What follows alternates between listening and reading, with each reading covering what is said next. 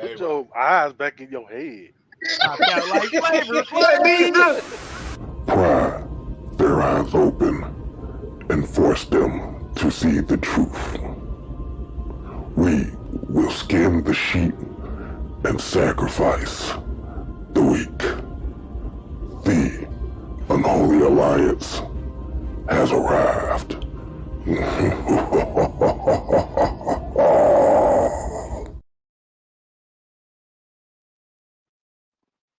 What's going on? What's going on? What's going on?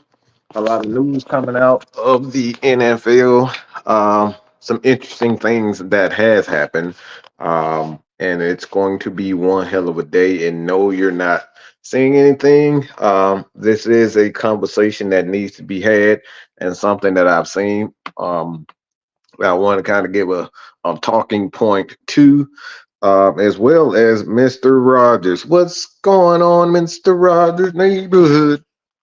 Yeah, we're gonna talk about that for a few minutes because I got something to say about that. And it's not gonna be, what people may think. All right, so stay tuned for that. Okay, so as well as you guys, you got the comments. I mean, you have any questions, throw them questions in there, man. If you did not see already and haven't seen the Lady Birds of AFN, you might want to check that out. Go ahead over to Atlanta Falcons Nation and rehash the conversation that Whitney J from the A, Ready to Slay, Miss Micah T, aka Miss Margarita, aka Maggie Fontenot, Christy, you got Aisha, Miss Pam, Auntie Pam, and the rest of the crew. All right, did a wonderful job yesterday on the rehash of the Atlanta Falcons game going into the Carolina Panthers game. How you doing, Sonya?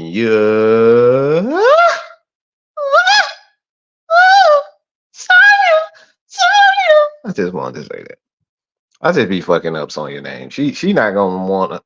She after I'm done with her, she not gonna want to even hear her name ever again. Okay.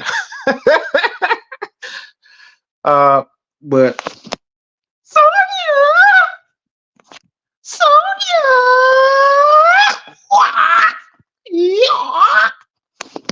yeah, I'm tripping, y'all. But got a lot of topics that I want to talk about. Game Bread Monk JB John Sinclair did it. Auntie Pam, how you doing? Sandrell Orton. The bond, what's going on, man? What's going on? What's going on? What's going on? If you new to the channel, hit that subscribe button, tell your friend to come chat. Falcons football with your boy, man, Mike, as well as NFL content. All right, so yeah, as y'all can see, man, I got a little bit too much energy today. I'm a little bit too hyper today. I just had my coffee today. I just had everything that I want except for some ass. Oh, I slipped up and said that. I didn't mean to say that. Just forget I just said that. All right, so ooh, this coffee good. Yeah, it's caramel, creamer. Ooh boy. Yeah, so as y'all can see, I had my coffee, and we're gonna get into these conversations, man. If you have not seen my short on Mr. Rogers, haven't seen my breakdown and my reaction to Robert Saleh. Saleh, I hope I said his name right, but I'm positive that I haven't. But even if I, y'all know what I'm talking about anyway. I have a different standpoint on that particular conversation, and I'm this is probably one of them unique situations personally. I just got to be real about it. Um, I I think both of the look. I honestly believe both guys. Aaron Rodgers ain't worth a flying freak, but unfortunately, this is the climate that we're in as far as the NFL is concerned. Um, that's just the way it is. I hate to just state that, but this is the climate that we are. We got a bunch of freaking crybaby players. These guys are making way too much money, and you can't tell them crap, right? And that's just the way it is. Um, as far as Aaron Rodgers, if you haven't heard, I think this is a sleaze. Like he's a sleaze bag. I'm just gonna be honest, man. Um, and a lot of this is due to not only the media but the fans. The fans, if they take their hands off of their lower extremities, maybe these players will act properly. But when we got the media that got their hands on their thighs, and then you got the fans that got their hands on their lower extremities, these are the types of things that happen. We're seeing a full fledged, okay, campaign. What we going on, Gino, how you doing? But when we see these things beginning to happen, like I, I point at you as the fan.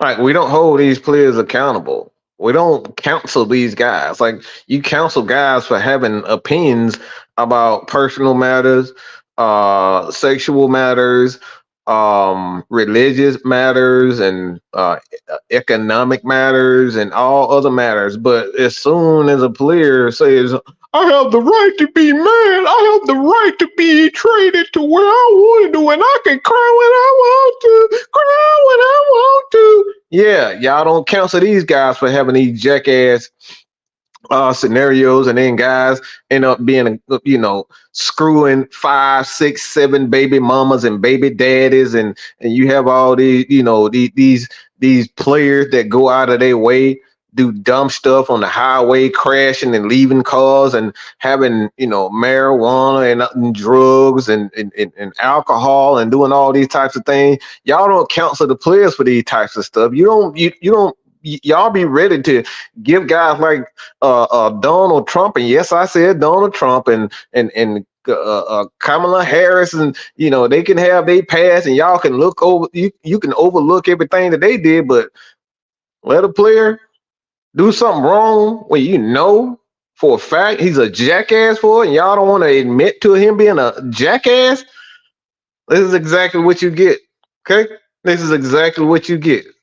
You deserve everything that we're seeing right now as fans, as the media who go out of their way and make excuses for a lot of bull crap.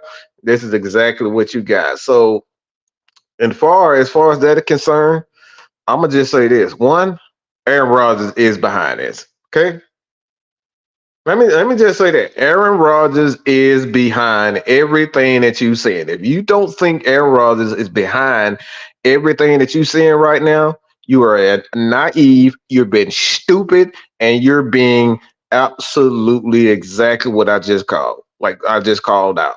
You're being naive and you're being ignorant. This dude is behind everything.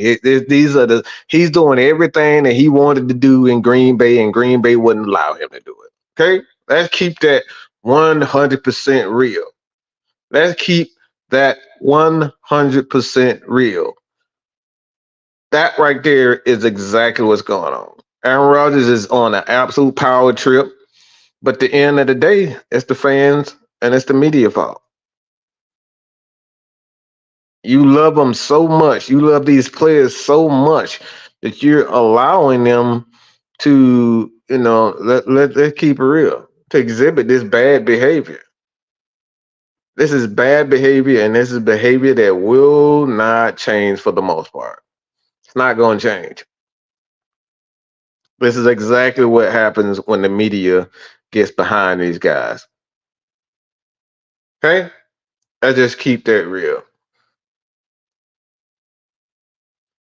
And yeah, Yeah, John, that's exactly what I'm talking about. This is nothing like look, this dude tried to he manipulated every aspect of that trade in both organizations. Both organizations. He was look, this dude was an absolute prima donna. He was an absolute like look, this is exactly it. But at the end of the day, man, like who are we to blame?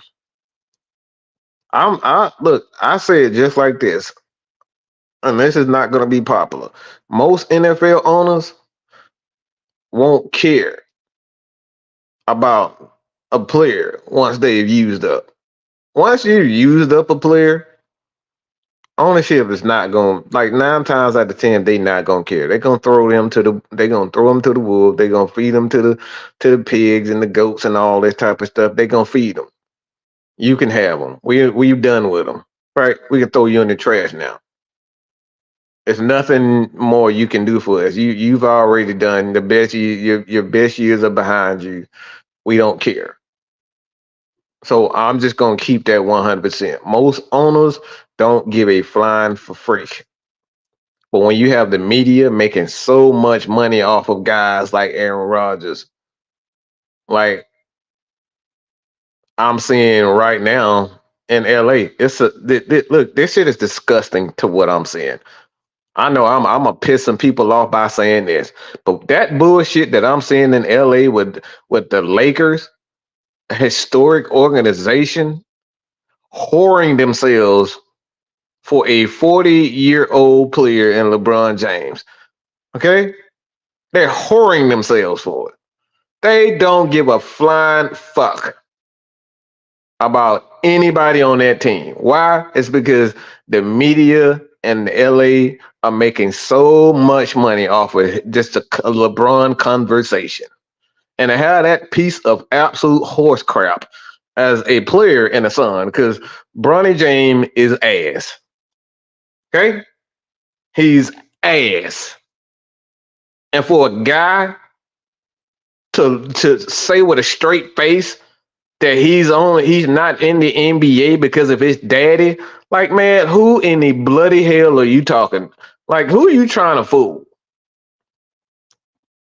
Who the hell are you trying to fool with this nonsense? Your ass. We got so many other players, so many other worthy players in the NBA, and you're trying to convince me that Bronny James is the real deal? Man, get out of here with that nonsense. But this is exactly what I'm talking about.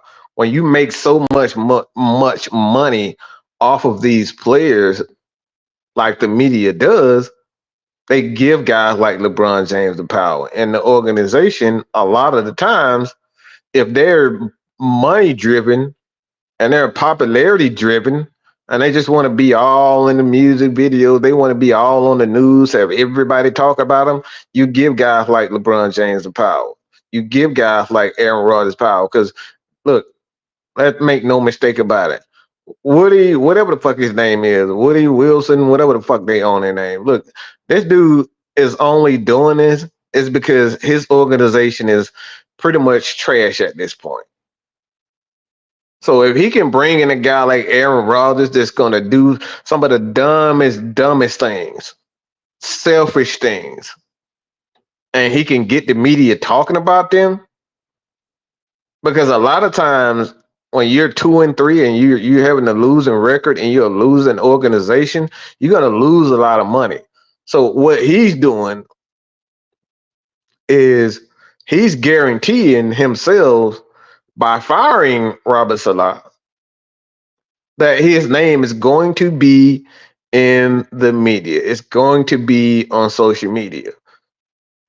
It's going to be on ESPN. It's going to be on Pat McAfee show where his quarterback go down and sit down after they made a decision to get rid of a coach, to fire the guy. So all this shit is calculated. All this shit is calculated, man. So I say all that to say this. It's our fault. It's the media's fault that these players got so much power. It's our fault as fans because we look, We want to jack off and beat our meat to players all day, every day. Everybody's guilty because everybody have a favorite player, and a lot of times, all you want to see is your favorite player and your favorite team, no matter what, no matter the circumstances. I don't care how I see the Falcons. I just want to be able to see the Falcons, and everybody's guilty. But at the end of the day, we got to call a spade a spade. What we're seeing what we're seeing with Aaron Rodgers is that he's pulling all this. Him and the owner, they're pulling all this. The organization for the Jets, they're pulling all this because it has everything to do with money and marketing. They knew what they were doing when they did that. Escorted the guy out of the building, and I say this: something happened. Somebody got into a fight. If you got to escort your head coach that's been there for a few years, you got to escort the guy out. Have security escort. Something went down in that building. Somebody got into a fight. Somebody got into an argument, and they said, "Nope, we're not going to allow you to address the issue." And he probably got in the argument with the owner or someone as far as the general manager, but somebody in upper management he got into an argument with or a possible fight. Okay, let's just keep that 100% real. That's what happened. So I'm saying that to say this. On top of it, he deserved to be fired. He was never qualified, in my opinion, to be the head coach of that team. He's a defensive coordinator, and that's where it lies. That's where he's going to make his mark. Now, whether or not this guy, has the skill to be or he'll have the chance to be another head coach. I've seen stranger things. I've seen stranger things. I've seen a lot of guys you didn't think would be head coaches after they've gotten fired. Guys end up getting fired.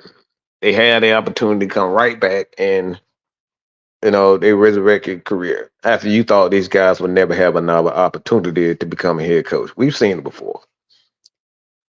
So it's not impossible.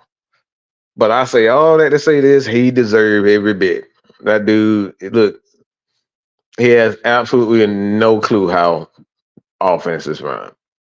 He has absolutely no clue on how to merge the defense and the offensive philosophies together so they can work well together. And I think that's the thing when you look at the Jets that I see what's wrong is that they have no freaking clue. And for what I'm hearing on top of that, their offensive coordinator, they wanted to fire him. And like I said, these are the rumors. But these are some of the things that I have seen is that Nathaniel Hackett, they wanted to fire Nathaniel Hackett. I think word got around as far as the coaching staff and the ownership that he wanted to get rid of him. And Aaron Rodgers said, "No, you ain't gonna do my man like that, honey." That's what happened with him. Okay, let's keep that real. Aaron Rodgers said, honey, you ain't gonna do my man like that. I'ma tell on you. I'ma go to Woody." That's what happened. Okay. Aaron Rodgers pulled a little baby. He pulled a power move, got his man, and Nathaniel Hackett, somebody that's gonna cater to his wants, his needs to get eventually Devontae Adams. And like I said, things could go awry and things could change. But according to, just a lot of strange things that have happened. And like I said, this could be something that I could be wrong on. But from what I'm saying, man, again, Devontae Adams has mysteriously, he said his hamstring, he's not ready to play, so he will be out again. He will be out again, okay?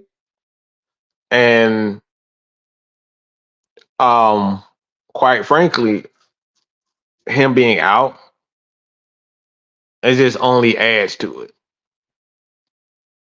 It only adds to it, and I'm from what I'm hearing also is that the Saints are trying to bring him in, but I don't think that'll be a wise move as far as the Saints is concerned because now they lost Derek Carr for a number of weeks with I forget exactly what it was, but a lower a leg injury, growing injury it may have been. I don't know why I'm not getting it right here. Let me pull it up, but I don't think that'll be a wise move as far as the Saints is concerned to try to trade for him when your starting quarterback is out.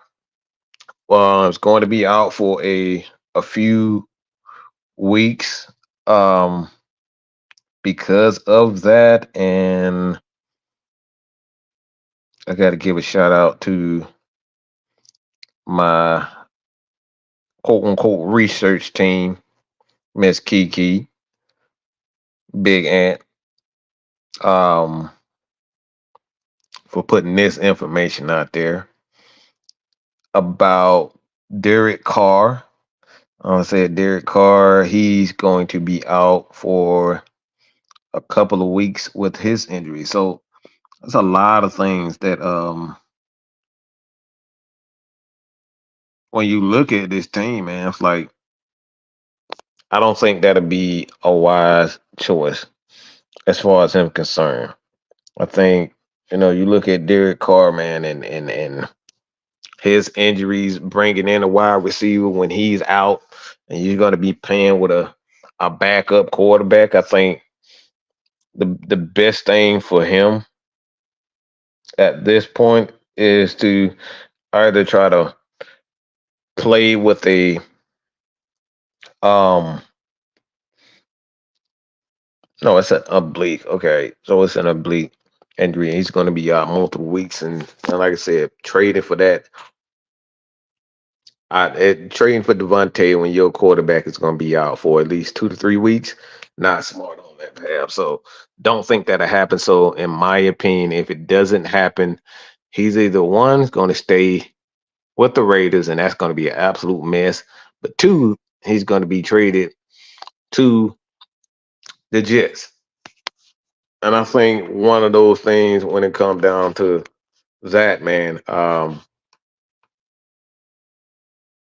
think that's what's really driving the issue is that one, they brought in an offensive coordinator that, Aaron is cool with. Aaron Rodgers wasn't feeling it. Getting rid of this guy. They believed that they needed more wide receivers.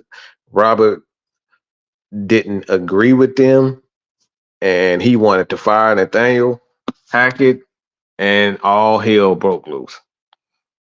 But like I said, at the end of the day, was it the right move? Absolutely.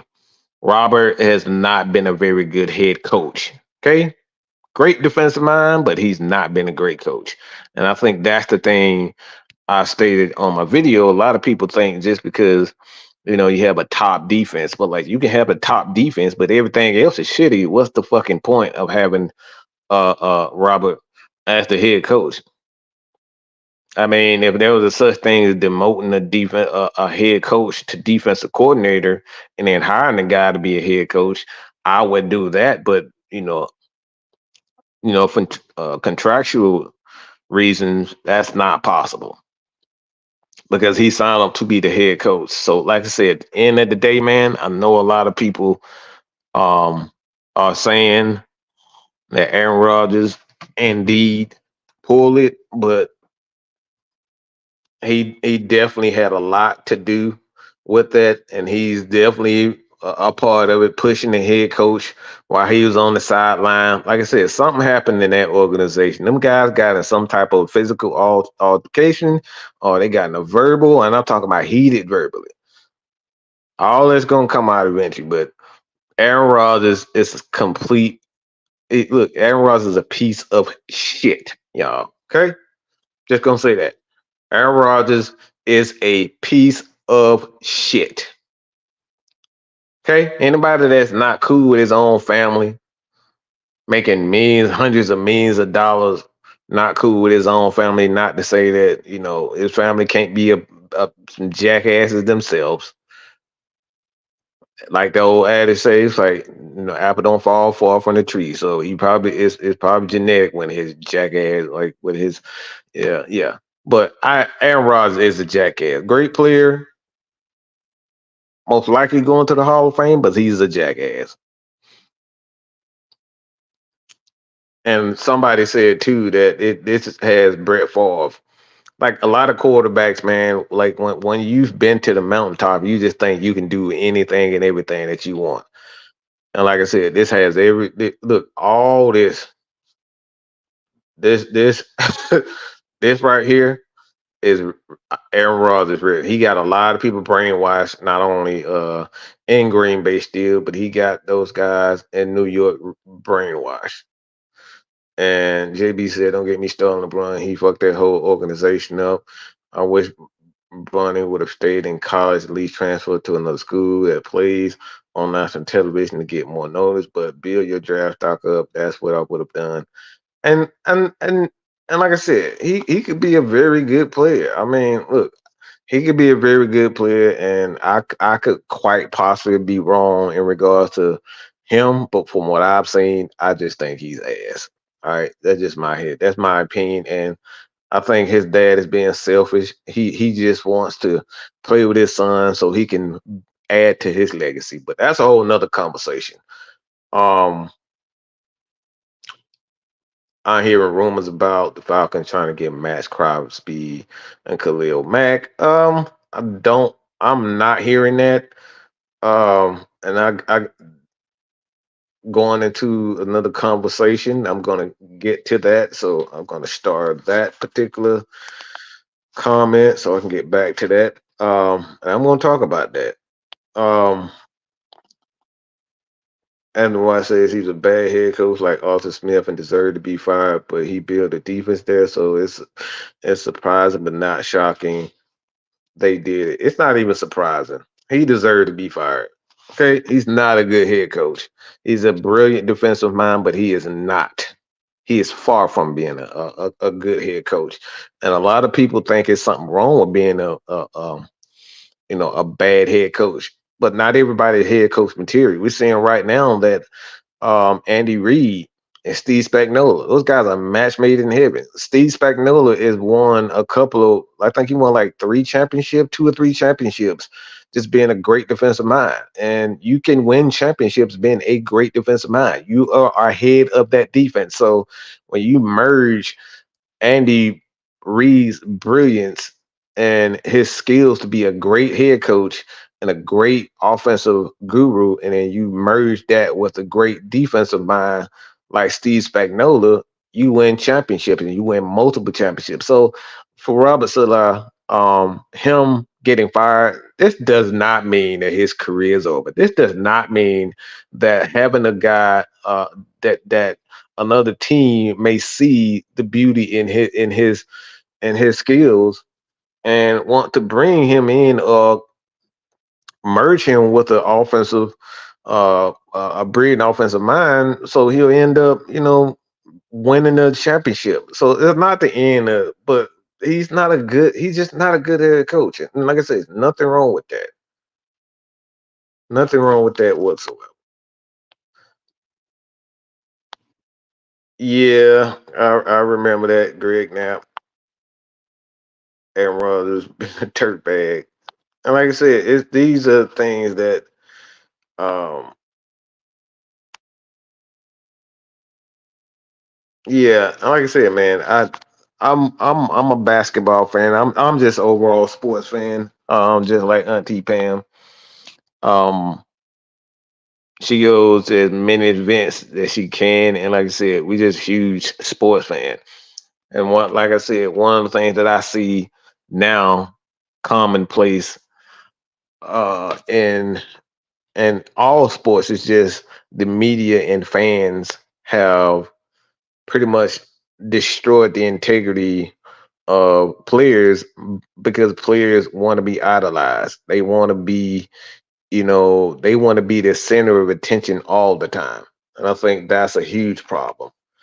Um, let's just get into the main topic Um, and this is going to be interesting. So this is a conversation that was headed, and I saw this on Twitter, and I've seen quite a few conversations, articles about this, and it stated, if I was Miles Garrett, I wouldn't play another down for this sorry ass franchise.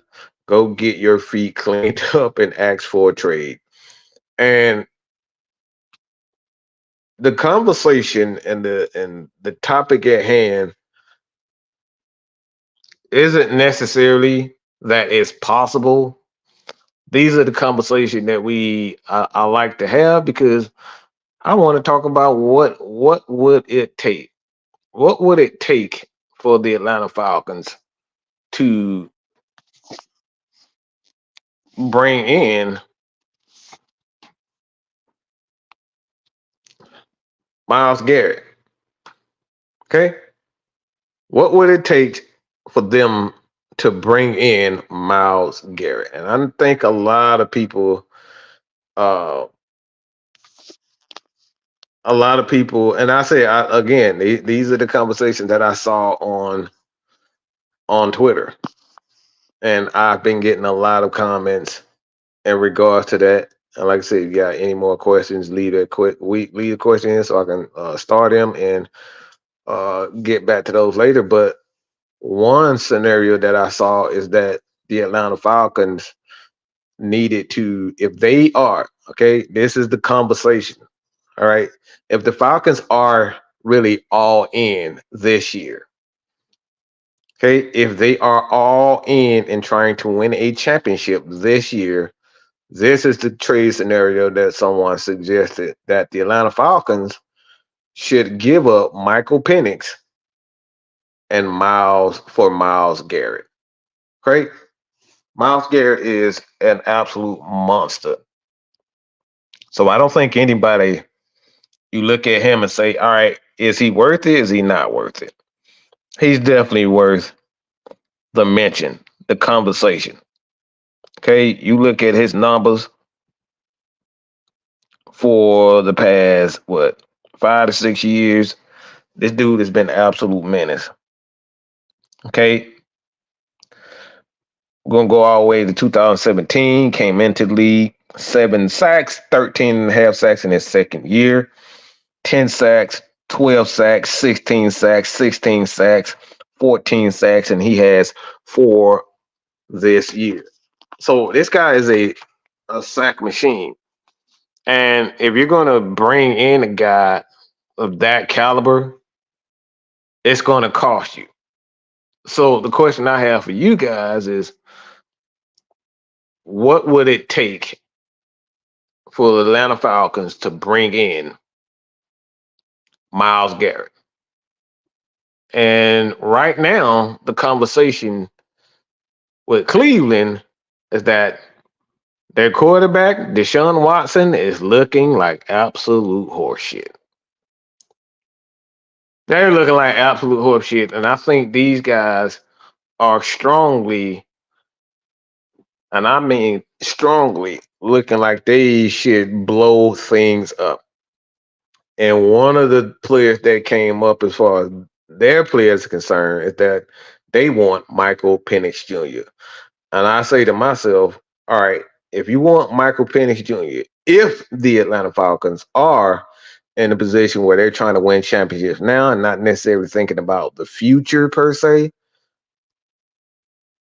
what would it take for them to bring a Miles Garrett in? And this is my opinion. I think if the Falcons are and do have that mindset, the Atlanta Falcons, there's 2 things that should happen in regards to this. So you look at Miles Garrett. Again, you look at his stats and you look at um he's definitely he's one of those guys. You look at TJ Watt, he's another one of those guys that's just like I said, he's a sack master, he's a pressure, like he gets after it, he's definitely worth it. Um you look at his contract, He has a potential. He had a potential out, so he's probably looking for another extension. In the next couple of years, it's going to be 30 and 31, and then in 2027, he has a void in that contract, so he'll be able to get out right now. And right now, they do have opportunity to, get him out of there, um, in Cleveland. So he could very well begin to, ask for a trade.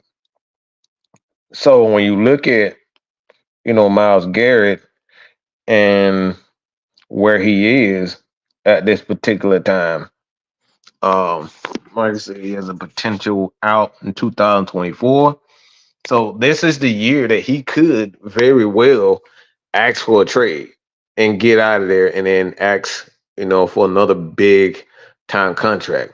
So what would I give up for a guy that has the potential to get out of that contract, and then in 2 years he has a void? So if the Atlanta Falcons have two scenarios for me in this particular aspect. Um, One, I'm giving up maybe one. I'm giving up one first round pick, two first round pick, and a Michael Penix. And this is just solely on the strength that the Atlanta Falcons are trying to win championships right now. Because you have Grady Jarrett, David Onyemata, Judon, all those guys up front, and then you cap that with the Miles Garrett. The dude is an absolute beast. He's a monster. You have a great front four with just those guys. Again, Matthew Judon, Miles Garrett, and David Onyemata and Grady Jarrett. That is a nice front four if you can pull that. And I think the thing is, for a lot of people, it's like, all right, since the Cleveland Browns are absolutely they're in complete turmoil. So these guys, until they get rid of that contract with Deshaun Watson, I think they're just going to have to eat that. How are they going to, rebuild? Who are they going to turn to in order to help them rebuild? And how are they going to start?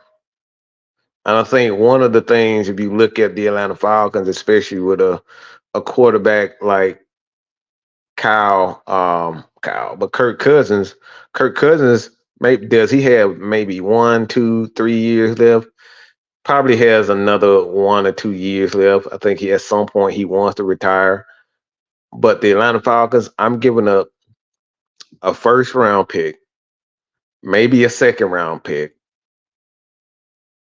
a Michael Penix, because at this particular point, with Kirk Cousins looking a lot better, this offense coming along, the Falcons still have a young core wide receivers, a young core running backs, a young core offensive linemen, money coming off of the books as far as a couple of guys like, don't know if Jake Matthews is going to retire. You can have money coming off the books as far as him's concerned. You can have money coming off the books with Caleb McGarry. A guy like Tyler Algier could be gone. You may not, and a possibility that Kyle Pitts may not be that guy for the Atlanta Falcons as a cornerstone of the offense as far as the receivers is concerned. So the Falcons have options where they can, free up some money. But the thing is, again, if they're trying to win right now, then a guy like Michael Penix is not really an asset for this team right now. And again, this is based on the strength that these guys are going to,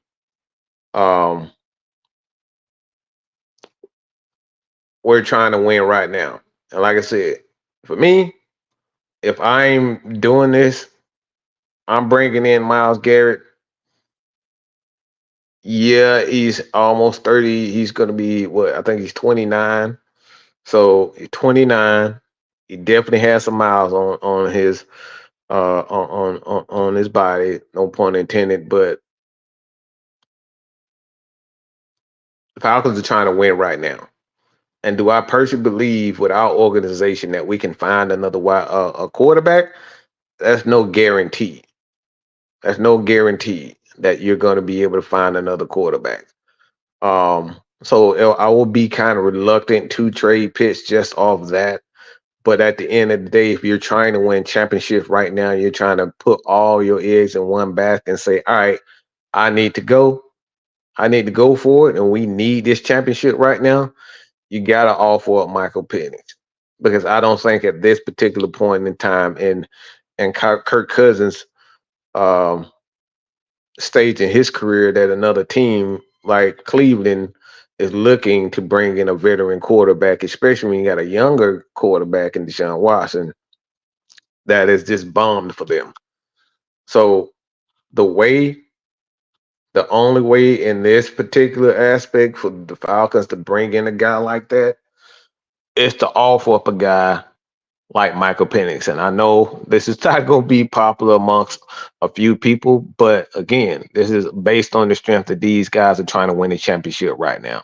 And if you're trying to win the championship right now, I think the best way the Falcons can do this is to focus on using not only a veteran quarterback in Kirk Cousins, and then you have a running back like Bijan Robinson and Tyler Algier, and then you bring in a defensive defensive stud. He can easily be defensive player of the year.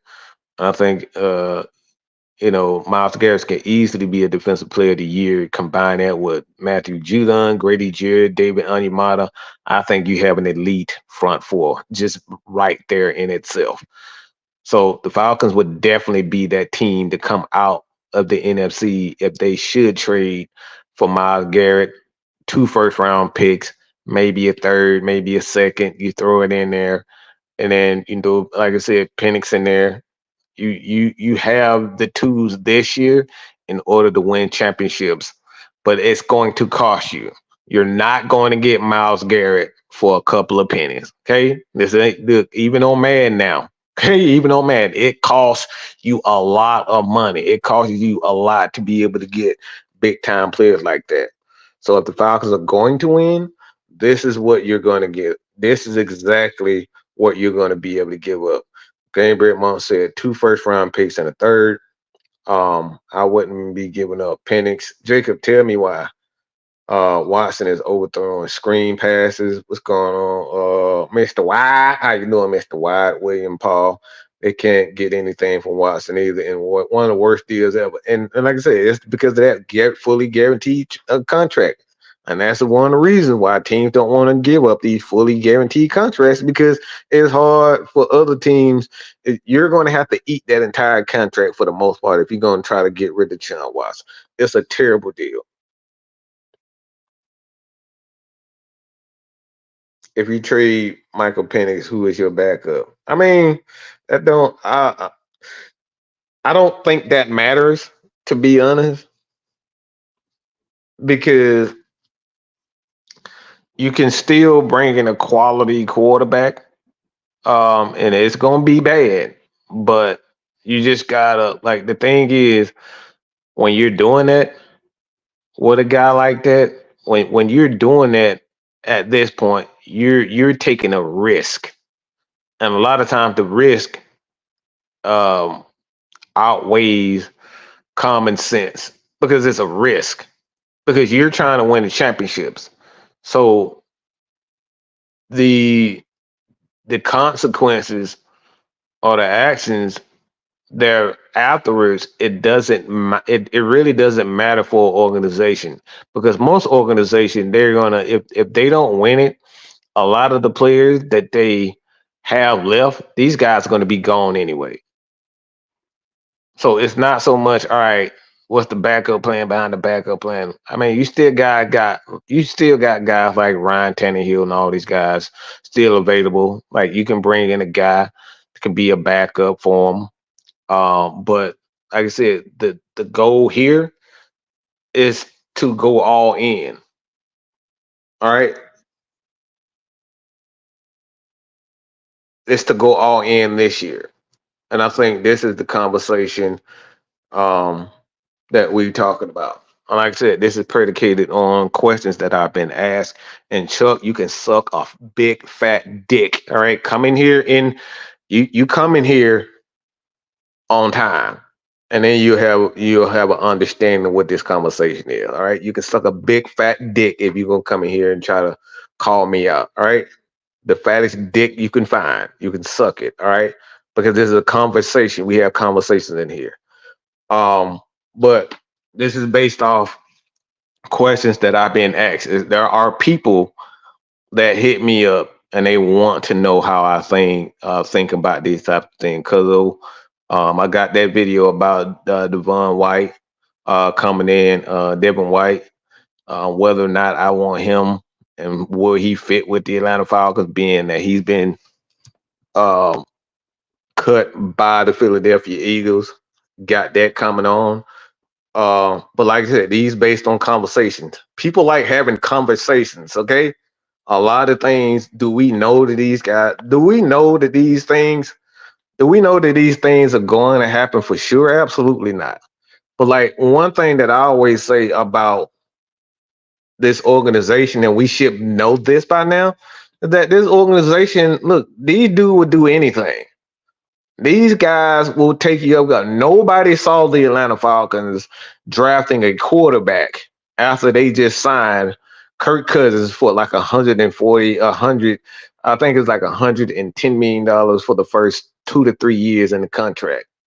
Nobody saw that happening. So to sit up here and say that anybody on this roster is safe is you're being absolutely naive. Anything and everything can happen. Nobody would have seen, looking at Deshaun Watson right now at that particular point, because he was one of the better young quarterbacks at the time. He was that at the time. To see where he is now, no one would have said, all right, this guy will be this bad. Nobody foreseen it. So to sit up here and say that, things aren't, like for the Falcons, that it's impossible or the Falcons won't do certain things. They bench Richie Grant. They told him to sit his clown ass on the goddamn sideline. We about to bring in Justin Simmons. Who really would have seen that happening? Let's keep it real about that. Who would have seen that Justin Simmons would be be sitting side by side after we have paid Jesse Bates, 23, I think he's making like 17 million this year, and he's going to be making about 17 million next year. This dude is getting paid. So we're going to bring in another top safety, arguably number 1, number 2 safeties in the fucking game, playing for one organization, that we would think that the Falcons wouldn't be doing. Falcons are doing a lot of things that we never thought that they would be doing. We brought in Matthew Judon. He's been one of the best edge rushers in the game for at least for the last 4 years, 5 years or so. Nobody would have seen that. So the Atlanta Falcons they've let it be known. They're showing you that these guys are willing to do what it takes to win and build a solid roster. So we can't say that these things aren't possible. Okay? I would have never thought that having a guy like Josh Allen in a game throwing 9 for 30, that the year that he was having in the previous games, that this guy would turn up in the next game, be 9 of 30 in the fucking game.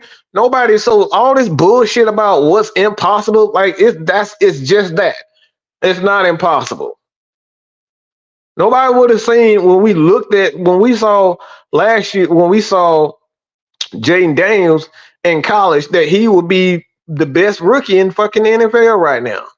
And arguably a top 10 quarterback, arguably a top 5 quarterback playing right now. Nobody would have seen that. So you can save that nonsense about, what is realistic and what isn't realistic in regards to this, especially to this Atlanta Falcons team.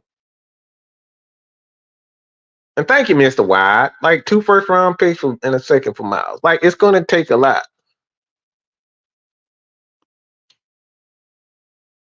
And again, Again, this is based on the strengths. Okay, we got to get out your feelings, people. Everybody, I want everybody to get out your feelings. Not saying this is going to happen. Okay, but this is based on the conversation that what if Cleveland is saying, all right, what would it take for you to come off of Michael Penix? A lot of people are probably saying to themselves, nothing. Well, do we know for sure that Michael Penix is going to be a great rookie? Do we know that for sure? Do we know that for sure?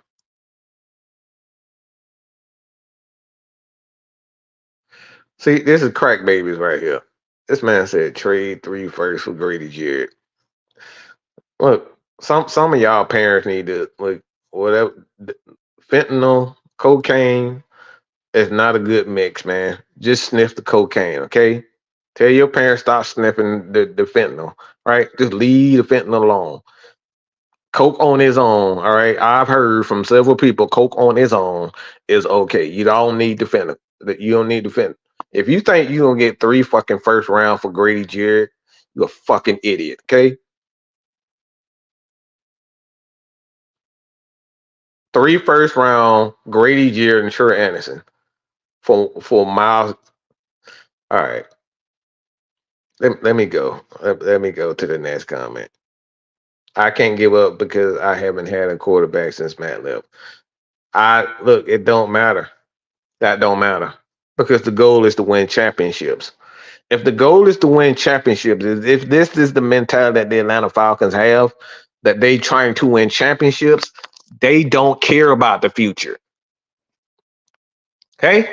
Let me say this again. If the goal is to win championships right now, the Falcons don't give a flying fuck. And any other organization, they don't give a flying fuck about what's the future. You handle the future when the future gets there. But right now, we're trying to win a fucking championship. It's just like paying a bill. If your motherfucking lights off of right now, I don't give a fuck about what's going on in 2 weeks. Bitch, I need these lights on right now. Okay? I don't give a shit about what in 2 months I'll be able to pay the bill. No, fuck that. I'm not sitting in the damn dark today and tomorrow. Okay? I want my motherfucking lights on right now. I'm hungry right now. I don't want to hear no motherfucking stories about, hey, I'll give you a ham sandwich in 2 days, 3 days, in 3 months. Bitch, if you don't give me my food right now, okay? So the Falcons don't give a shit about any organization, especially if the Falcons are in first place right now, 3-0 in the conference, 2-0 in the division. They don't give a fuck about what's going on in the future. They can give a flying fuck about, because what can happen, you can totally rebuild and get rid of everybody, start over, and then you have a bunch of picks. Okay, so it's not that difficult to get picks back. It's not that difficult to be able to get draft picks and money back. That's not difficult. However, it is difficult to build championship teams. So the Falcons, if they are that good this year and they believe that they can win a championship, they don't care about it. They don't care about tomorrow, because you have a good team now. When you have a Steph Curry and Klay Thompson in their prime, you don't give a damn about what happens in 5 years. So this is why guys, and oftentimes you see defensive guys like, for example, we let a guy go and he playing pretty good in Jacksonville. Foye Oluokun. Okay, we let him go. Falcon don't give a damn about no 4 year in fucking 2 years, 3 years, 4 years. Right now, he's not doing anything. He's not helping us become a top 10 defense right now. So they got rid of his ass and let somebody else take that money and take that burden. Why? Because we're trying to build something else. And I think we get too caught up. We get too caught up in, all right, the future. I don't give a damn about the future if my team is good right now and I can have the opportunity to win a championship right now.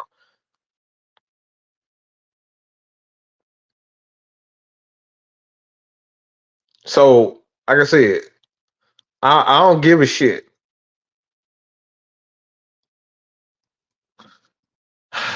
Do you think trade for Myles Garrett would be the tipping point for a chip? Again, this is what this conversation is about. It's not about the future.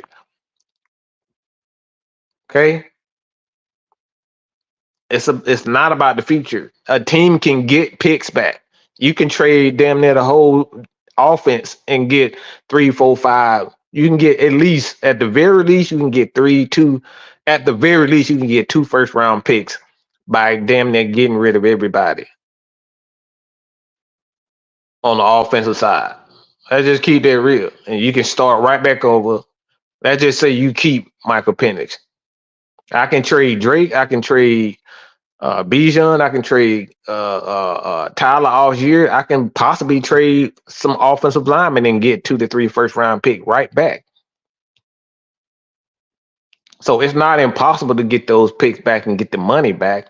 The thing is, the future, it is what it is. But it's still, even when you talk about future, let's just say you draft the guys, it's still going to take you 2 to 3 years to even develop these guys. So it's not going to be a quick turnaround. It takes more time to bring in the talent and develop them than it does to win. So when you get to the point that you can win and you are winning, you got to seize that opportunity and do whatever it takes to win. Now, the question for the Atlanta Falcons right now, do they have what it takes to win right now? That's still the conversation. Do we have what it takes to win right now? And again, I don't know that for sure. But right now, where the Falcons, how they played offensively, defensively, it's been up and down.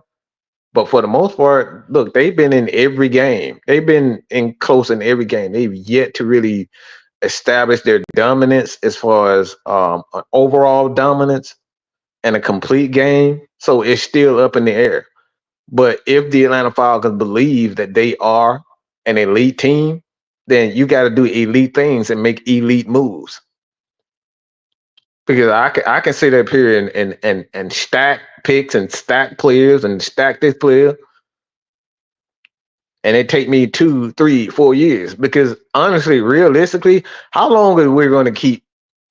Realistically, how are we going to keep? How long is going to take for Michael Penix to even be a quarterback? A lot of people probably saying themselves next year. Well, I don't think it'll be next year. I don't think he'll be the starting quarterback next year. I think he's going to be sitting on the bench for at least 2 of the 5 years. He's going to be with the Atlanta Falcons. So he's going to be closer to 30 years old when he finally gets his opportunity to be the quarterback for the Atlanta Falcons. Just my opinion. Hope I'm wrong, because I really want. I do like him as a quarterback. But like I said, if you believe that this team is a championship team right now,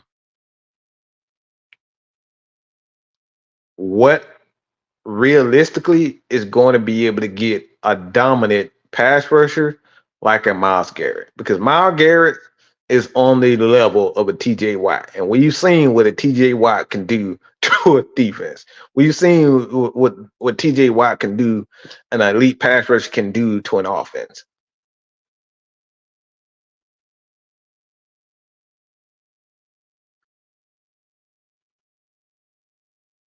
So again, I need people to understand this ain't about the future. Because if you're trying to win championships and you are an elite team, this is what elite teams do. They go out and add another dominant piece that's going to make your defense or make your offense that much better, to give you even a better chance and the opportunity to win. Look at the 49ers, for example. The 49ers, for example, what they do, they was already in the championships a couple of years and they couldn't get it done. And guess what they do? Well, guess what they did? They sent their couple of first round picks to go get Christian McCaffrey. So we see this all the time. We see this all the time where teams that are good, they are so-called elite, that they go out and make those elite moves to try to help them get those championships. It doesn't always pan out, but these things happen all the time.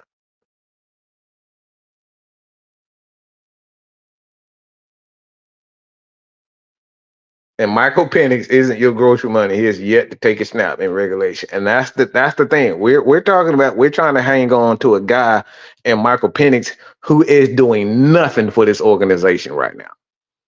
So if a team feels as though that Michael Penix is that guy, and he wants to give, if let's say if Cleveland doesn't think Deshaun Watson is the answer, and they want a young quarterback, they don't want to develop. They don't want to draft again and start all over again, and they feel as though that Michael Penix, he's already kind of be developed for the most part, and they say, "Hey, man, what do you guys? I need Michael Penix. I give you Myles Garrett. You just give us a first round pick, a couple of second round, and we'll call it even."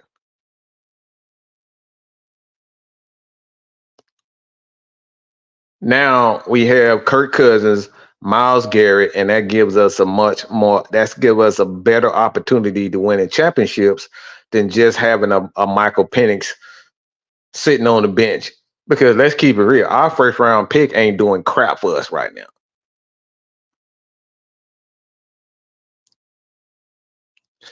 Why the hell you draft Penix? Bro, let me know what you mean by that, because I don't know what you mean by that. Draft picks don't always look. Let me say something real to y'all, because I don't think for whatever reason, I don't know what universe y'all in, but there are so many examples of first round, second round, third round players not panning out. Why in the hell do you think a guy like Michael Penix, who's not playing a fucking snap, is so important to this team right now? He hasn't played one fucking snap. We have no idea what he's going to be. I have an idea what he could be, but he's doing nothing for this organization right now. And we're trying to hold on to a guy. A team like Cleveland could be saying to themselves, I will give you a first round pick, Myles Garrett, pay, a third of his salary for Michael Penix.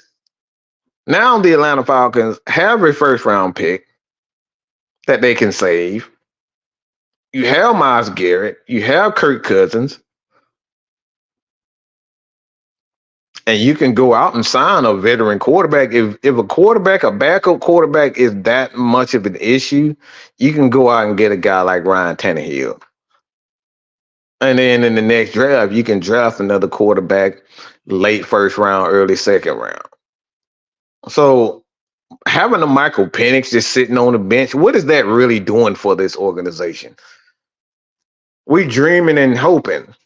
We dreaming. That's what you're doing with Michael Penix. Because with Michael Penix, you're focused on the future. You're focusing on 3, 4, 5 years down the line. But the Atlanta Falcons could quite possibly be thinking about like 1 to 2 years. Look, we're trying to win a championship in 1 to 2 years. And having a guy sitting on the bench that's a first round pick is not helping us in this 1 to 2 years. Because chances are he's not going to get a chance to play. We should be able to win a championship without Matt Garrett. I mean, yeah.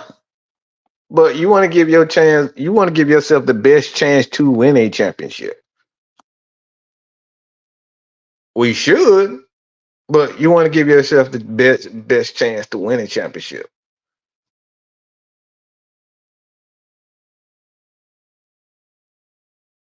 I mean, even with a Kirk Cousins, like realistically, a guy that's 36 and he's already stated that he's on his way out and he doesn't really want to like play for another organization, that Atlanta is his home and his wife ain't trying to move and he ain't trying to move, chances are the trade bait for a guy that's 36, 37. I mean, how much can you really get for him?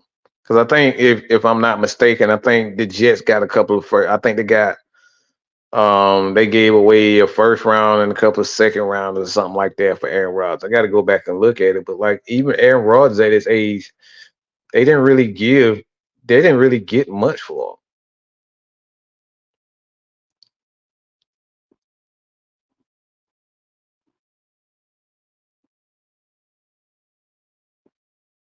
Hell, he's 26 if he start.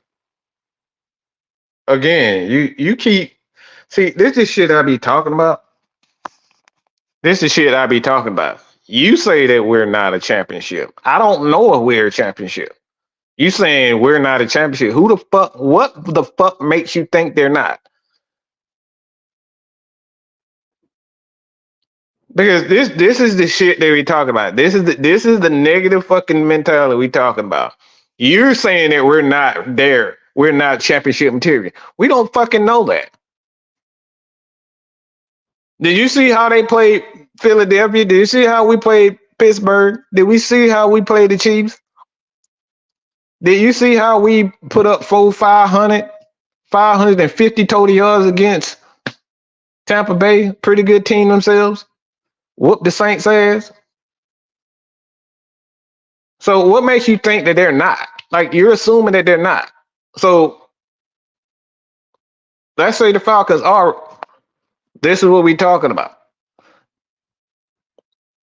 Falcons 3-0 in the conference. They have a leg up on a lot of teams right now.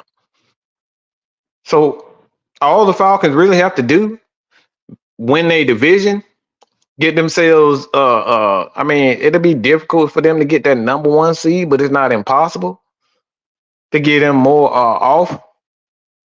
But you're assuming that this is still the same trashy Atlanta Falcons team. So, and this is why I go back to the conversation started about like, what if the Atlanta Falcons believe that they are that elite team? So if the Falcons believe they are that elite team and they can't win the championship, this is why you make these trades.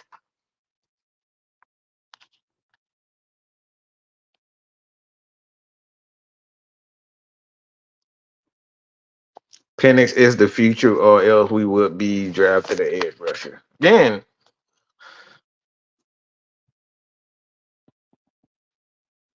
if that was the case, again,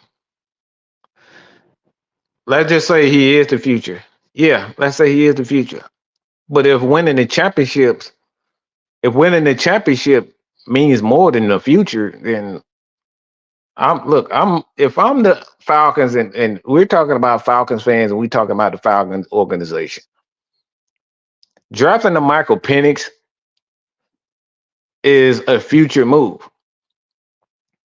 But what good is a future move if you can't win a championship? The goal is to win championships.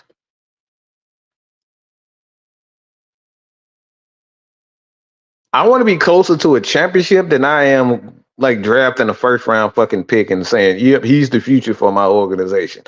I don't give a fuck about the future of the organization if my team isn't getting any closer to winning championship. You can keep drafting number 1 players every damn year and say, oh, he's the future of the franchise.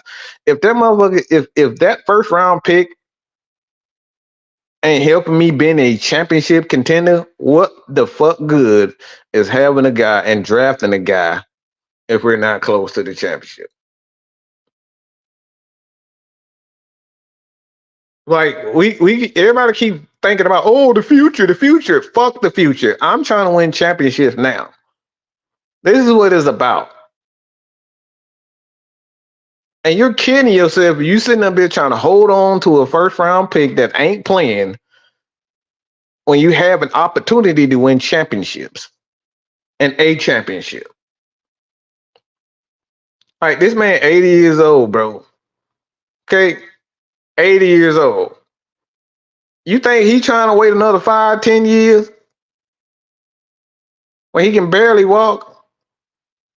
Like, no, he want to be able to jump up and down to win fucking championships and celebrate.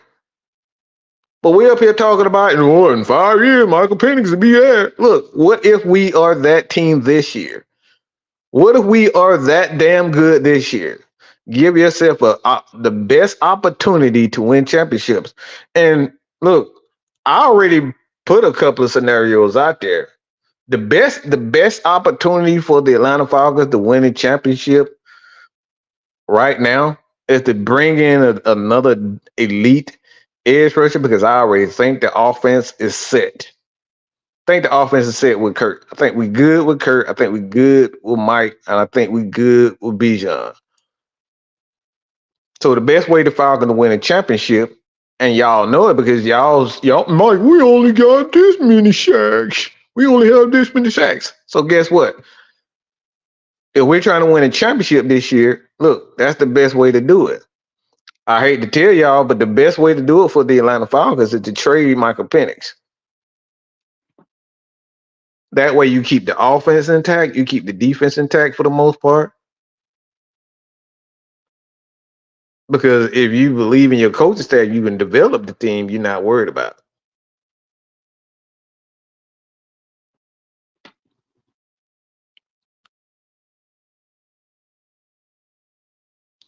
So again, everybody assuming that, oh man, you're assuming that the Falcons are crap. Well, the Falcons have played some of the best teams well to the wire. We're talking about Kansas City. We was literally a bad call away from really winning that game. Okay? A bad call away. It was easily pass interference in the end zone. And we end up, guess what? Who's that? Why? Bad call. So you can't say that the Falcons aren't a good team. Can they get better? Absolutely. But this is a good team. And they have an opportunity to win this year.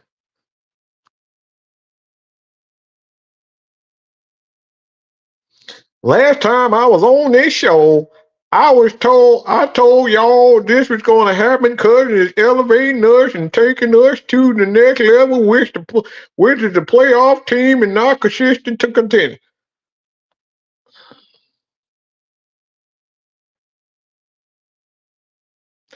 What the fuck are you talking about? Boy, like I said, man, stop feeding your babies that fentanyl, okay? Please don't do it. Don't do drugs, y'all. Do you think Kurt would get better and better throughout? He's already getting better, absolutely, Gino. And James, this is another that right here. This is why I feel a lot of. The thing is, I've always stated this: you don't need elite quarterbacks to win championships. If you build your team the proper way, having a solid offensive line, having a solid running game, have solid wide receivers, building a defense, a dominant, good freaking defense, you have an opportunity. The 49ers are showing you that. The Steelers do this every year.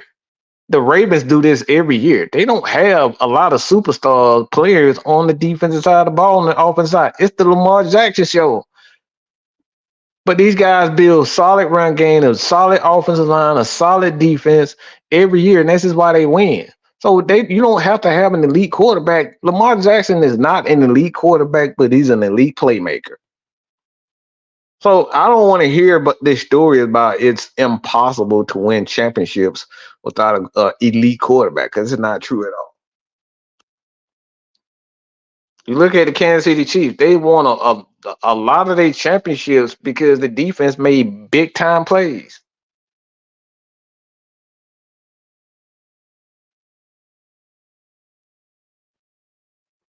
So again, this conversation is on the strength that this Atlanta Falcon team is a championship team. They're ready to contend now. So if you're ready to contend now and you believe that this is a top defense, then the best team in the league, let's say who's the best team in the NFC. Let's just say that the Minnesota Vikings is the best team in the league right now. Let's just say that, right? Record-wise, they're doing pretty good. Let's just say that they're the best team. In order for the Atlanta Falcons to beat that team, to beat Minnesota or beat San Francisco, having a guy like Myles Garrett to pretty much dominate those offenses. And if we can do that and have Kirk Cousins in this offense continue to do what they do, bringing in a guy like Myles Garrett, even if it's for a guy like Mike Penix. Because also we're under the illusion that Mike Penix wants to sit for 2 to 3 years. He may not want to. He don't have a choice, but he may not want to. He might say, look, bro, I'm tired of sitting behind Kirk. And say, look, I'm out of here.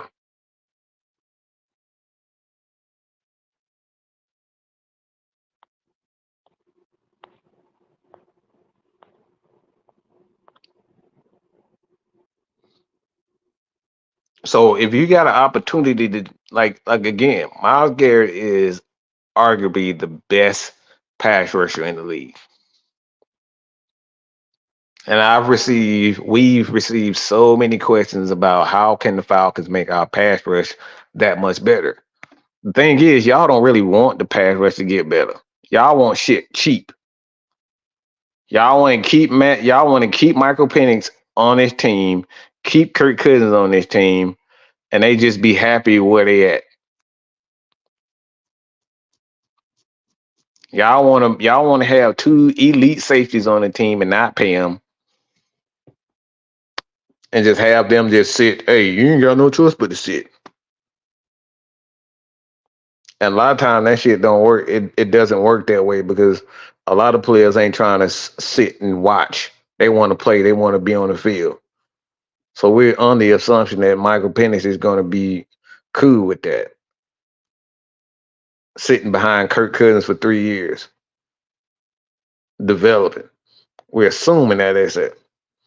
So, like I said, at the end of the day, man, if the Falcons are that team, if the Atlanta Falcons are that team, if we're going to win championships, the championships, if I'm not mistaken, the championship is more important than drafting a first round pick, right? Because maybe I got it wrong. Maybe y'all want to just have a loaded roster. Because some people care more about having a loaded roster than it is winning championships. Because that's what I'm getting from some people.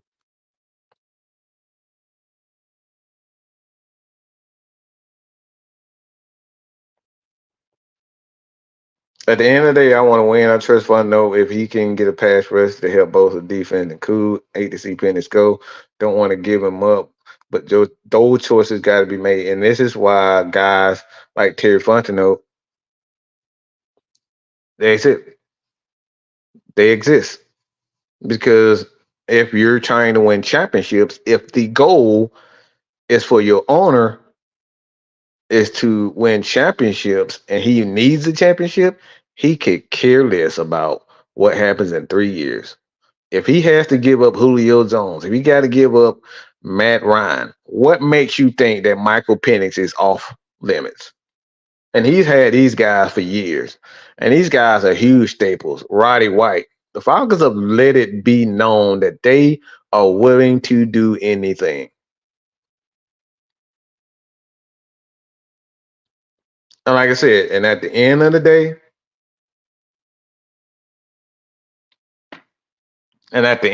the conversation is about if the Atlanta Falcons are all in and winning a championship this year, what will it take for the Atlanta Falcons to bring in a guy like Myles Garrett? For me to improve my chances of winning a championship. Because I can give a flying fuck about Michael Penix when I got a Arch Manning coming out. Ewing, Beck, like those are pretty good quarterbacks coming out of college. So the Atlanta Falcons have the opportunity to draft and have better players or quarterbacks. It's not done. Like Michael Penix isn't the end all be all. He's not. He's not a generational quarterback. Okay. At this point in time, from what I'm saying, he's not a generational player. Not to say that he can't be that, but he's not that at this point sitting on the bench. Michael Penix is nothing. He's doing nothing for this Atlanta Falcon team as of right now.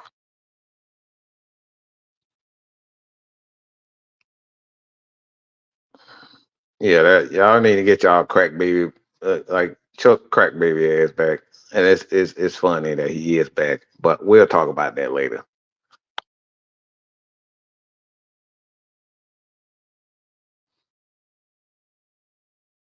Penix for Miles Garrett isn't the craziest thing. Love Garrett, I do, but I don't think. But again, this ain't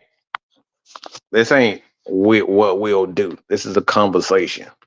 Okay? Yeah, people like having conversations.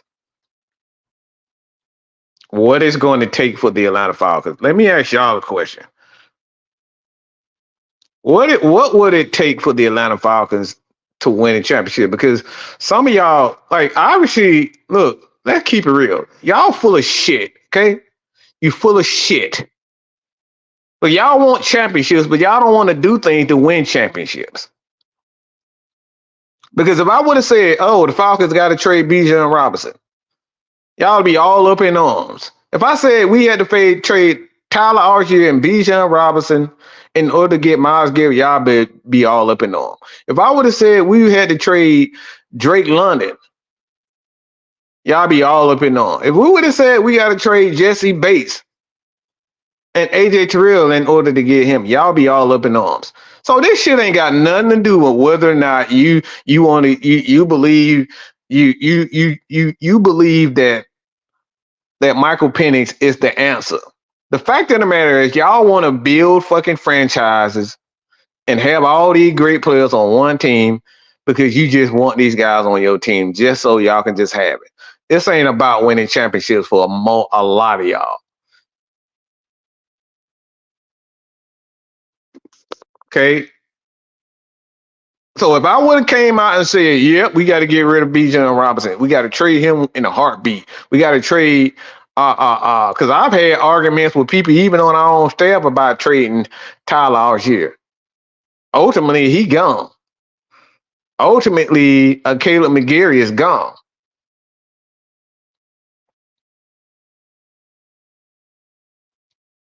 Especially when you have certain things that could possibly go down. No, I got you, Southside. I got you, bro. Again, look. These are things that happen. You put yourself in a better opportunity. Kurt go down. Look, everybody keep talking about what negative. Okay, what if Kurt doesn't go down?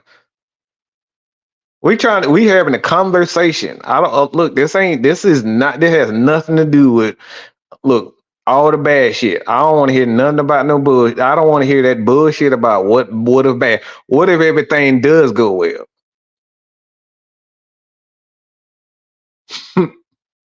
What if the Falcon 13-0 and they just need, and we know for sure that having an elite pass rusher is going to be the difference for us.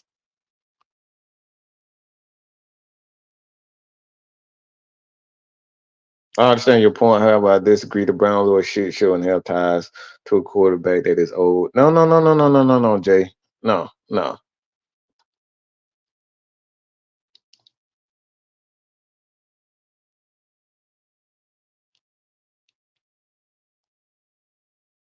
The conversation is just what it takes. So it's not my scenario isn't ironclad. It's just scenario what would it take, and it could just be picks. But the comment that I had was someone suggested that it was a Cleveland fan that they suggested, look, you give us Michael Penix as a quarterback because Cleveland needs a quarterback. They want a quarterback. They are done with Deshaun Watson. And for a long time, they're not going to be able to pay their quarterback. For at least 2 to 3 years, they're not going to be able to pay their quarterback. And then if they trade Miles Garrett, it's going to be another dead cap. So Cleveland they're going to be an absolute shit show. So they're gonna want something or someone for the next couple of years that's not gonna cost them much, and that's Michael Penix. So if you're gonna get rid of a quality player like that, oftentimes you want a quality player that's gonna help, at least build towards something. And that's Michael Penix. And again, this is the conversation. This is the conversation that makes a lot of Falcons fans and a lot of other fans of teams uncomfortable because we way too comfortable keeping players because we believe everybody. This is not a business. This is a business. We just had Johnny Abraham on the show. John literally said this. I didn't understand that this is a business. Mr. Abraham said this himself. You can go back and watch the live show yourself. He said one of the things that I regret that I didn't see this as a business. Oftentimes, as players and fans, we just see this as, it's a team, but this is a business. And sometimes you got to make certain moves based off business. Right now, the market is up, but the market is down on certain players and certain quarterbacks. And young quarterbacks are at a premium. So if you can get a young quarterback like a Michael Penix, look, organizations are doing that.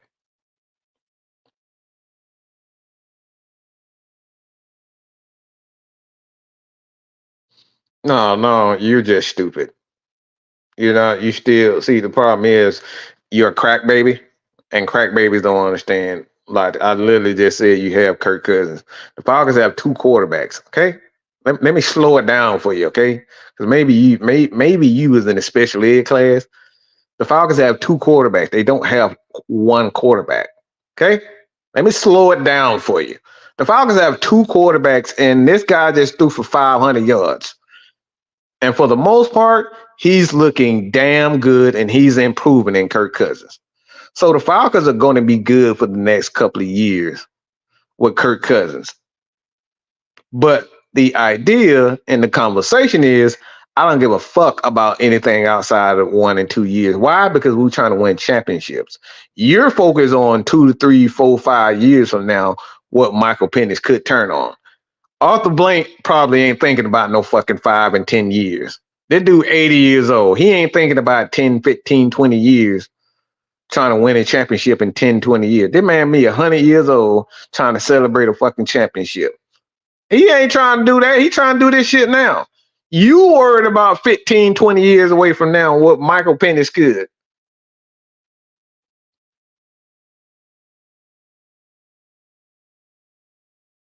This motherfucker 80 years old. You up here thinking that he's thinking about 10 years from now. No, the fuck he not. This man 80 years old. Y'all really think that he's thinking about what Michael Penix could be in 10 years? No, the fuck he not. You thinking about that. Okay?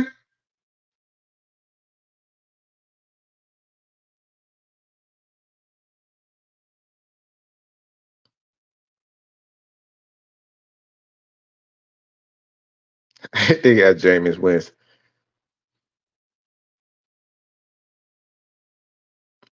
Oh, God. See, we got more crack babies in here, y'all.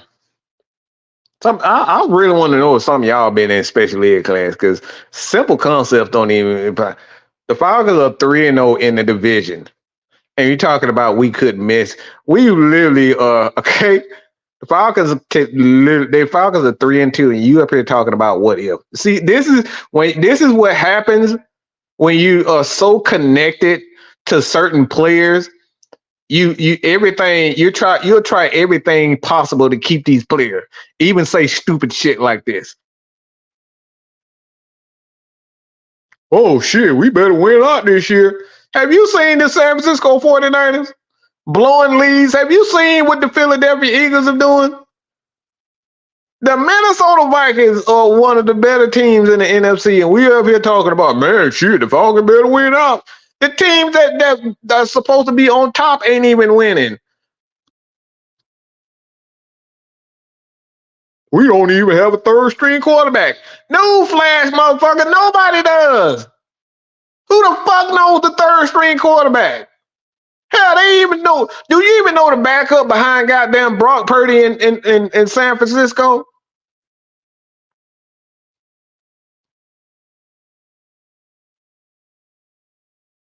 Oh, we've seen him miss before. Have you seen him win before? Yes, you have. So your logic makes no fucking sense. Why y'all some crackheads, boy?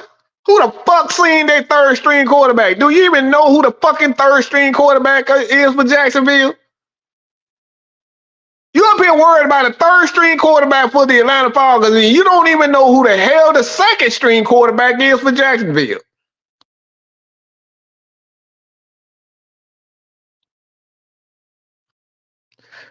How many teams have won championships the last couple of years?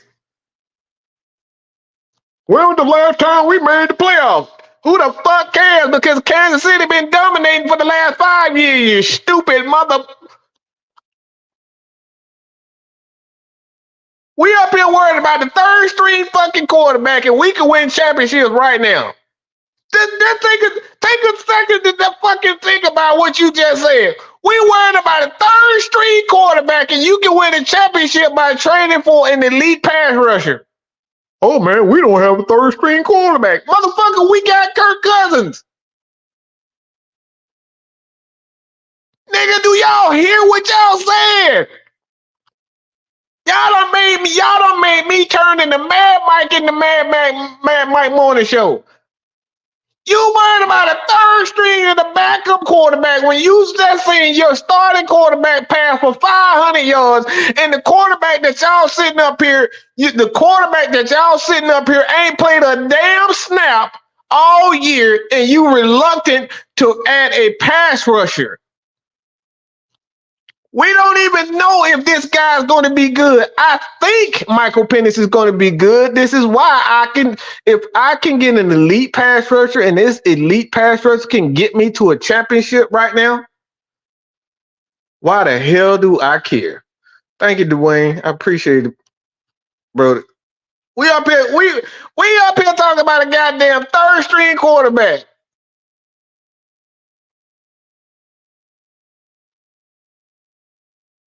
Russell Wilson got a goddamn, Russell Wilson is literally on a have you seen me fucking poster, and you up here talking about a fucking third string quarterback. We don't know if this dude depressed. We don't know if he been getting his daily booty, because they ain't had no baby. Him and Sierra, we don't know what's going on with Russell Wilson. We don't know what's going on, but we up here talking about a third string motherfucking quarterback for the Atlanta Falcons. Who's gonna be our third string quarterback? The hell we talking about? Are you some of the stuff that come out of y'all mouth is absolutely baffling. Talking about the third string quarterback, have the goddamn lead third string quarterback playing backup and starting quarterback. Josh Allen was 9 for 30, and we up here talking about who gonna be the backup, the third string quarterback for the Atlanta Falcons. Hell, you be lucky if you get a first string quarterback.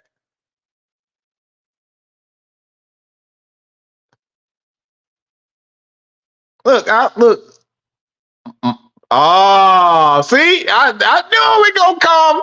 I knew it, y'all. I fucking knew it. I knew it. It makes sense now. Jesus Christ. That's all you had to say, bro. I already knew it.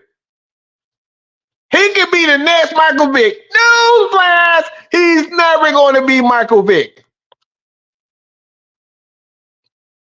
You don't want a championship because you just showed your entire hand right now.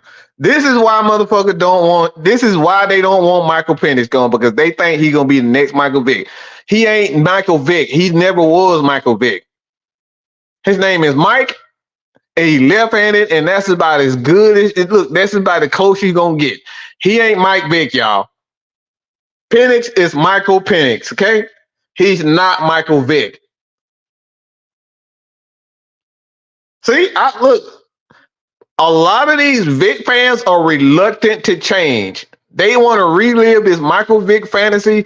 Michael Penix is a thrower, okay? This guy can light it up. Okay? He's not Michael Vick. Okay.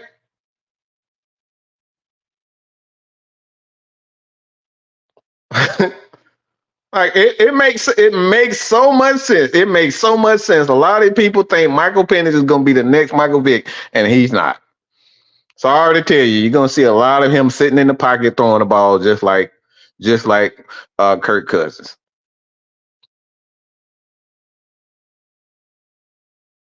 No, I've seen Michael Penix. Michael Penix is that dude as far as um, being able to throw the ball. Michael Vick ain't never been able to throw the ball like Michael Penix can. But these guys are so far. They are so far. Like they're so far apart. They're nothing alike.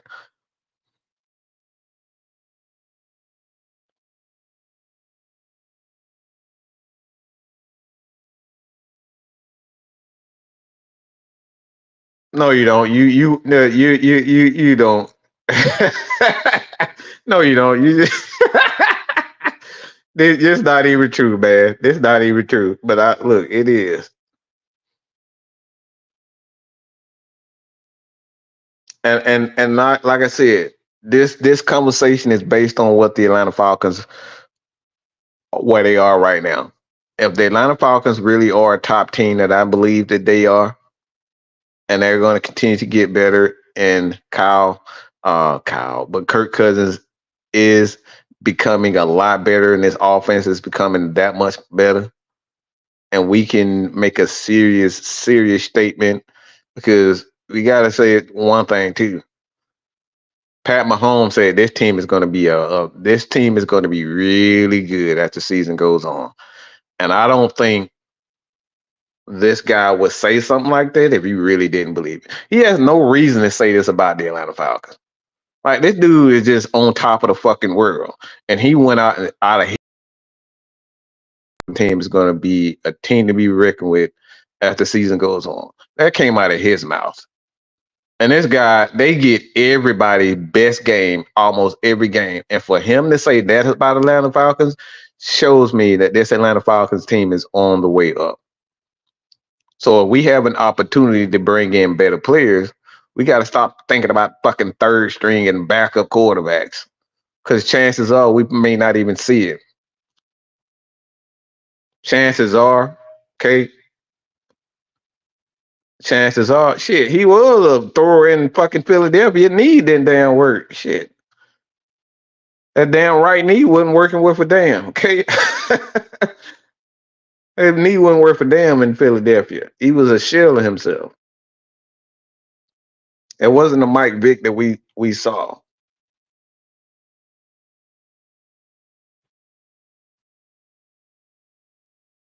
No, he ain't insurance policy.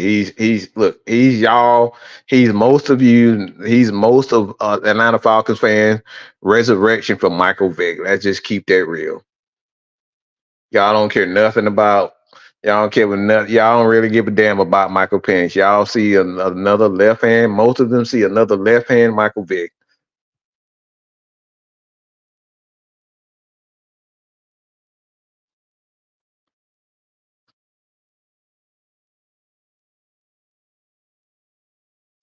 And that's where I am, Corey. That's what I'm talking about.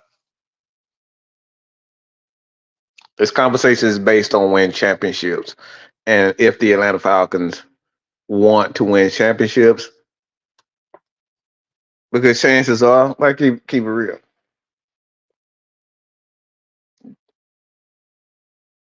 with the Falcons, if he's that guy and he is back, Kirk Cousins.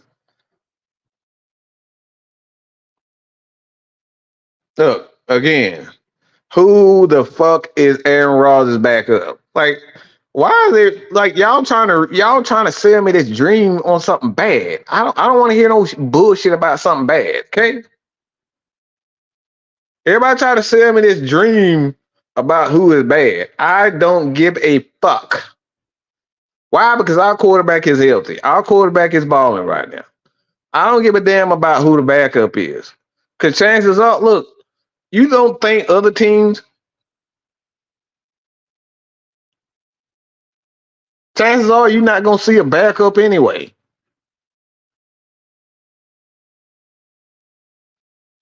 Carolina thought they had a damn good backup quarterback. Guess what happened? Turn right back to ass.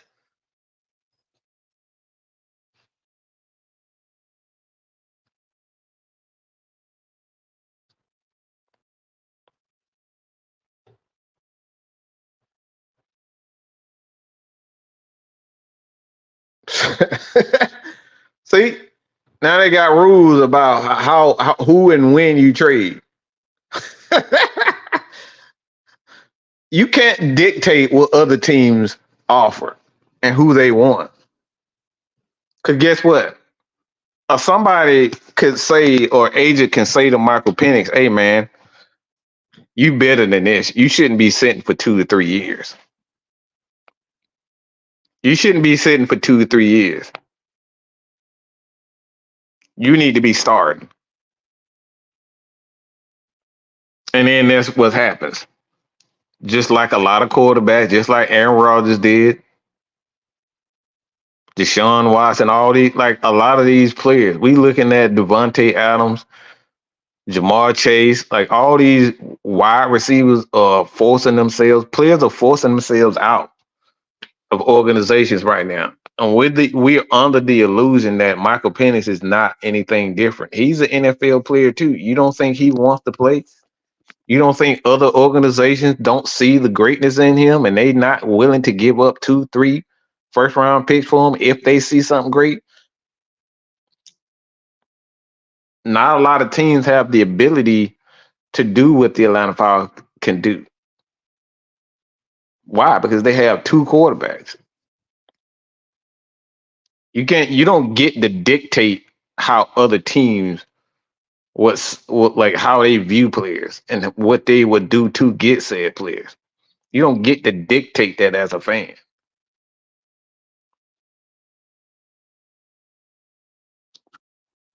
Like you don't get to dictate that Jesse Bates is untouchable. You don't get to dictate that Bijan and Drake and all these guys are untouchable. Sometimes a deal is just so damn good you have no choice but to look at it.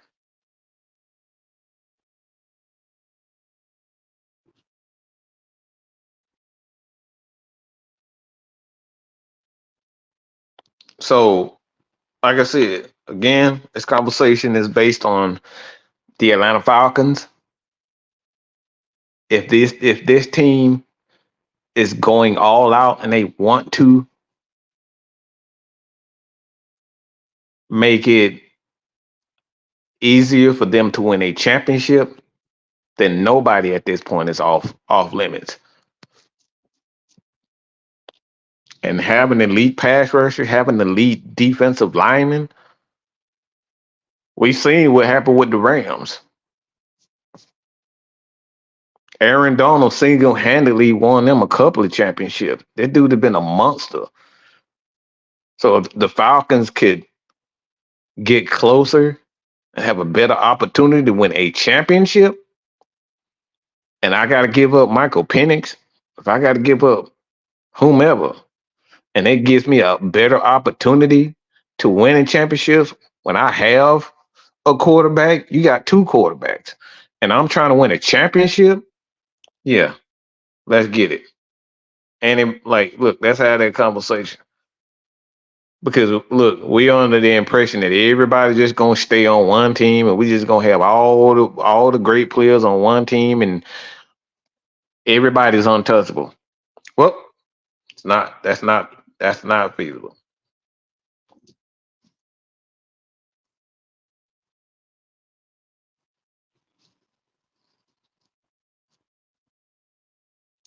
But for those who came in a little bit late, chances are teams are not going to pay for a 36-year-old quarterback that got 2 years. Okay? Chances are. Not saying it's impossible. Chances are teams are not going to pay for a 36-year-old quarterback that's looking to retire in a couple of years.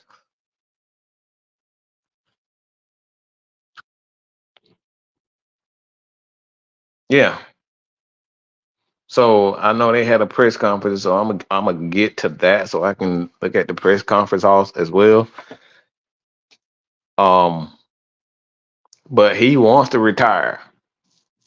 Like Kurt wants to retire. He's not looking to go.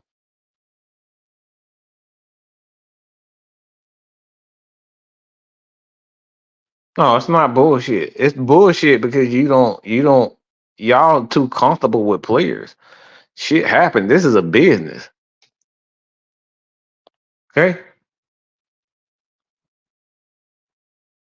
Yeah. Yeah. But this is a business. You as a player, as a fan, excuse me, you don't want things to change. But we see this year after year. Players ask for trades, players are drafted that we don't see them going, and then we see wide receivers holding out because they want money and they end up getting traded. And then we got guys like Brandon Ayuk. He's not even yeah, it's bad. So we see this all the time. So in my opinion, it's not my opinion, and I said these are talking points. We like to have talking points. What it's going to take for the Atlanta Falcons to win a championship. And the thing is, for the Atlanta Falcons to win a championship, a lot of y'all just want to y'all don't want to improve the team, but you want to improve the team by spending pennies and keeping as many players as you want. And a lot of times, if you want to win championships, you got to take chances. Nobody want to take chances. They want to just, a lot of people, like you said, everybody's untouchable if you ask Chuck. You don't want to give up anything. Nobody wants to give up anything, but everybody wants everything.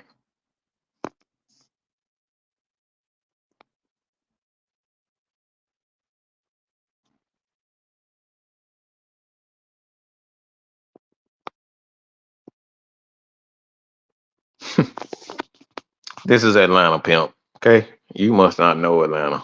Business would not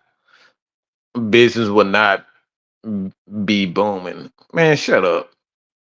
Soon a nigga run 100-yard touchdown, y'all motherfuckers will be on y'all knees sucking and ducking. Like, get the fuck out of here.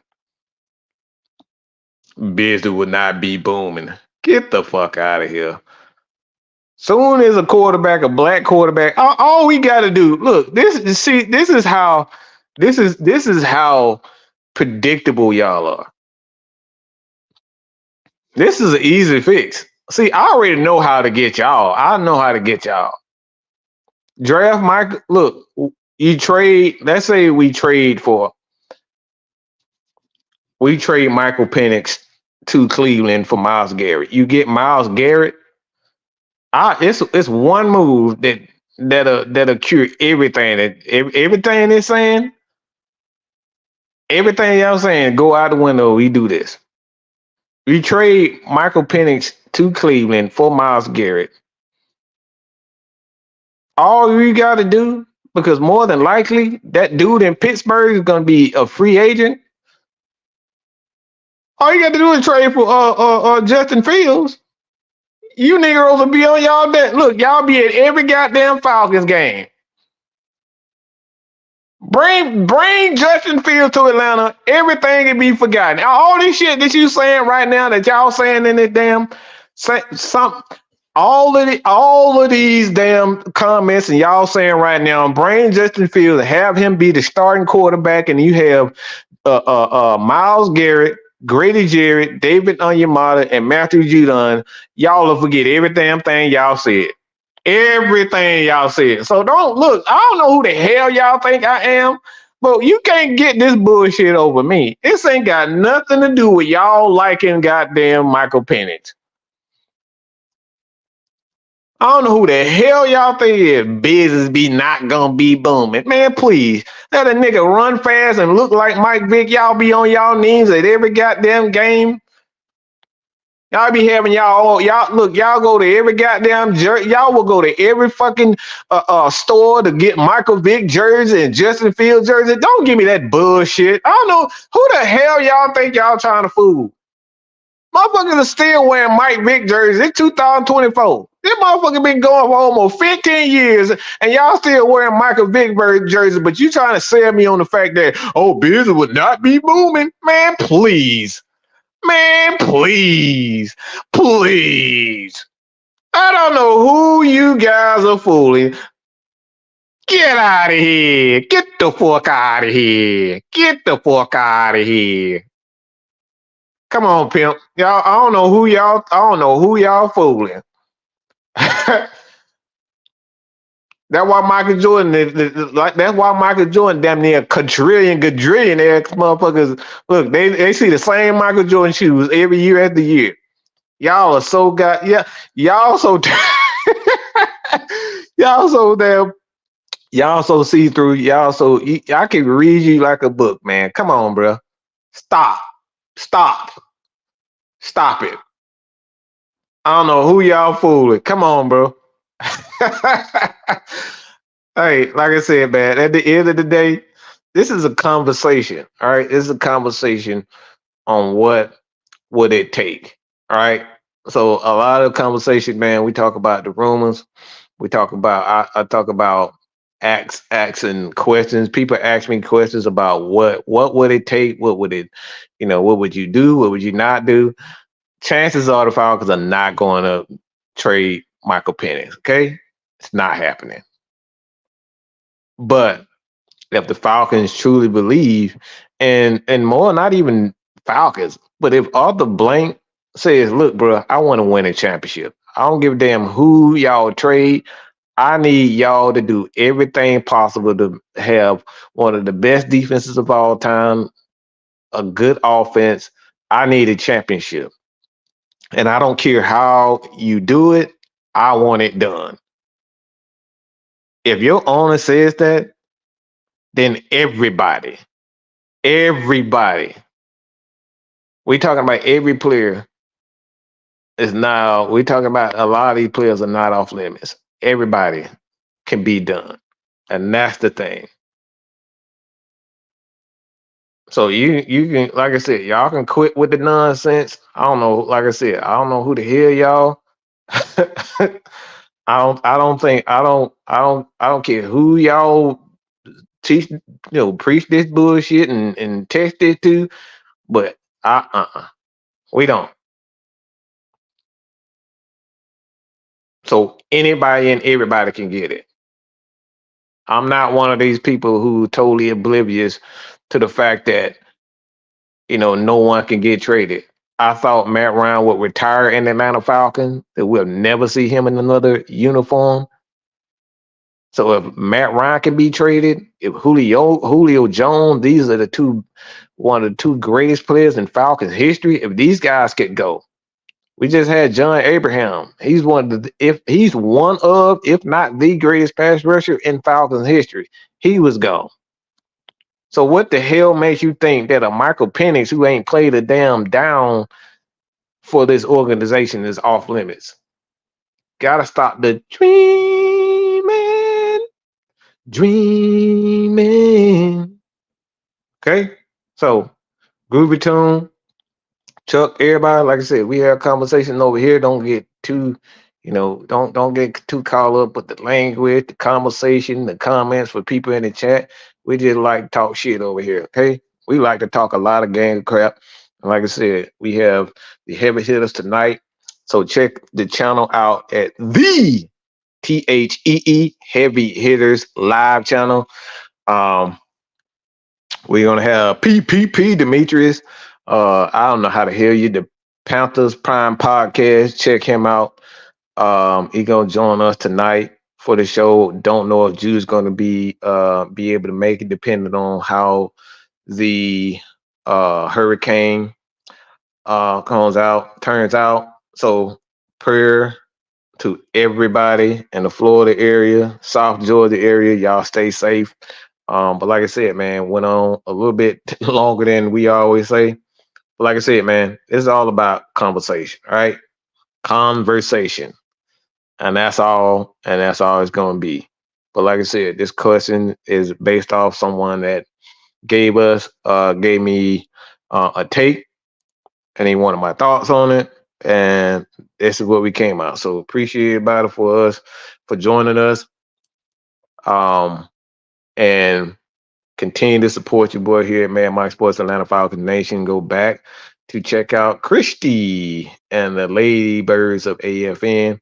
They had a great show, Atlanta Falcons Nation, last night. They gave their take and break down their expectations for the next game for Carolina Panthers. We got to whip that behind. So with that being said, this has been your boy, Mad Mike Rowe. Appreciate you, brother. Appreciate you, brother. Groovy. Appreciate you, Jeremiah. Everybody, like I said, man, don't be afraid. We just like to talk crap. Ain't nothing personal. But like with that being said, man, this has been your boy, man. Mike, hit that subscribe button. I'm out of here, man. Peace. Put your eyes back in your head. Like flavor. Pry their eyes open and force them to see the truth. We will skim the sheep and sacrifice the weak. The unholy alliance has arrived.